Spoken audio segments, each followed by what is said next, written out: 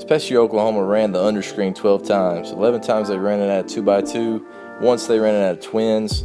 It's a really effective play to get their playmakers the ball in space. And that's what they did this past year.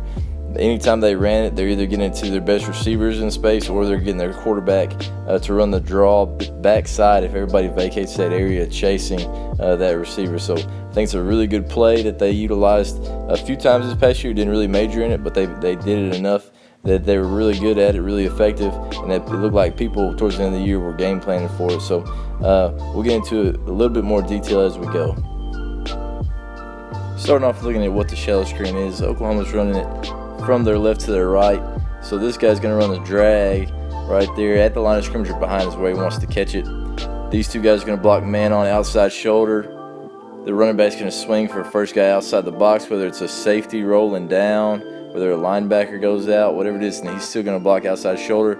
They're really trying to circle the defense and get all the way to that sideline and get down out there, and they do that a lot. A lot of times the O-line, they block draw, so they'll sit here, they'll pass set, and then they'll wash either in or out depending on how they rush and give a running lane right there for the quarterback. And we'll talk about the quarterback's read a little bit more whenever we get some draw looks.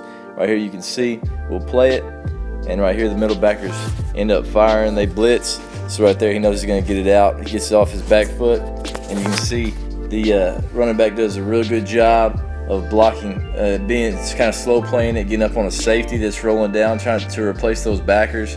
And everybody's blocking outside shoulder, so the runner knows where he's going. He's stretching the defense, gets to the sideline.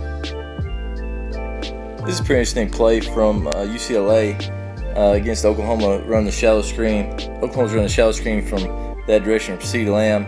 Outside shoulder man on. He's arcing for the middle backer. Right here, this would be the player the quarterback reads, and as you can see, he ends up staying over there to the single side with the guy dragging. The running back gets to his guy. They're blocking man on out here, so they're doing a good job there. But what happens is UCLA actually dropped their defensive end right into the shallow screen.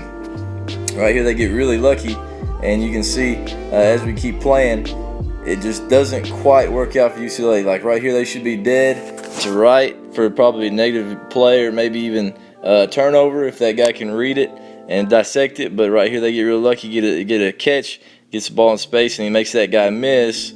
So they end up getting an explosive play on something where UCLA even had them kind of out schemed and guessed right. But right here you can kind of see it. Running back, he arcs. Maybe he should have had, most dangerous right there, working his outside shoulder now so that guy is further. But right there he doesn't see it. He works that middle backer, and they get real lucky that this wasn't a negative play or even a turnover with that DN dropping right underneath it. On this play, it looks like Oklahoma's just blocking pass pro up front.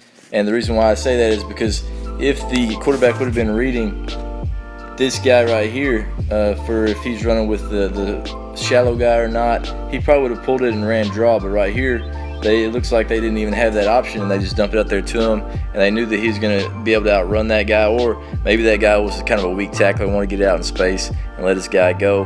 But right there, really accurate ball, not real far, but you can see the difference in if that was on his back shoulder, if that's out in front of him, how he was probably going to get tackled for no gain, but really accurate ball. And that's the thing that you really have to be right here, is you got to be accurate, not a far throw, but if you're accurate right there, give him an opportunity to run, get your guy in space, and your guys are blocking outside shoulder and doing a good job, you can create explosive plays. Texas again in their base 3 front with the middle guy with that third safety deep like we saw against Iowa State earlier in the year. And right here, they end up dropping straight back. You can see these backers over here on this side, they're just dropping to a landmark. They're not chasing, not doing anything right here. So we know that we have numbers working outside shoulder. The running back's going to work outside for first to show up.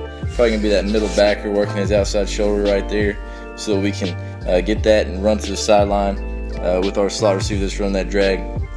Again, catching it right there behind the line of scrimmage, about a yard, getting vertical. And you can see backside as well. They're getting out right there for the draw. Wouldn't have been an awful play to run that draw. I believe it's 1st and 10, so could have ran the draw, but nobody ran with them. So they knew that their numbers and their leverage was good over there to the screen side, so they ended up throwing it over there. Again, still accuracy, putting it right there in front of them, giving them an opportunity to get upfield. Right here on the drag, you can see that the safety and so the top of the slot receiver down to the bottom. Ends up running hard with the shallow. Really good job with their blocking, getting out, working outside shoulder by the running back and by the slot up top, number 84. Right here, as the quarterback sees that guy run, he knows his numbers are good, so he's able to pull it down and run draw right here. Again, good athlete, get him in space. There's a good view right here of the end zone, so you can see kind of what he's looking at and where he ends up running. But right here, he starts over to the left, sees that safety run. Now he steps up and he's running draw right there. Does a good job making a guy miss and then getting out of bounds. Really good play right here. Sees a guy running. Our numbers are good for the draw. Pulls it down and he goes. Right here against TCU is a really good example of people chasing the shallow right here. They have a end that drops and they have a safety that's rolled down over the top of the shallow.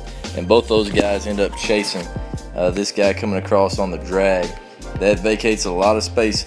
It's not a perfect draw blocking as far as how the line's set because they slant away from or to the run, so they kind of edge some of those offensive linemen, but they know there's so much space right there. Quarterback's a really good athlete.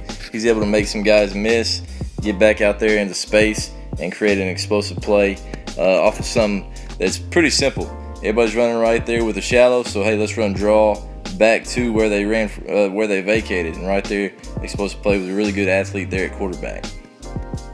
Here's another good look with Baylor rolling down to one safety, but as you can see, they really don't find men. They're just rolling to one safety and they're just spot dropping.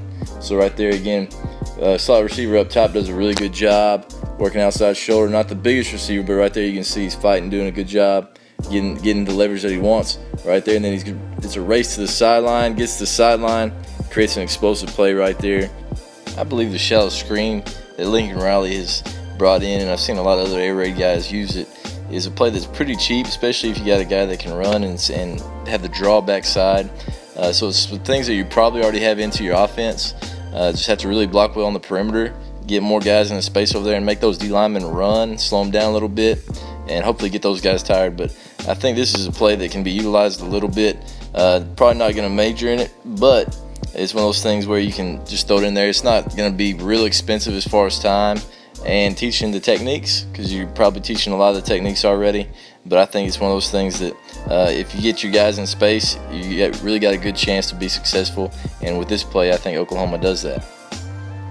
And next time when we come back, we'll look at a few more pass game concepts, probably get two of them in, maybe the climb and another route that they like to run a little bit. But we'll talk about that in a little bit more depth the next time that we get together, probably this week sometime.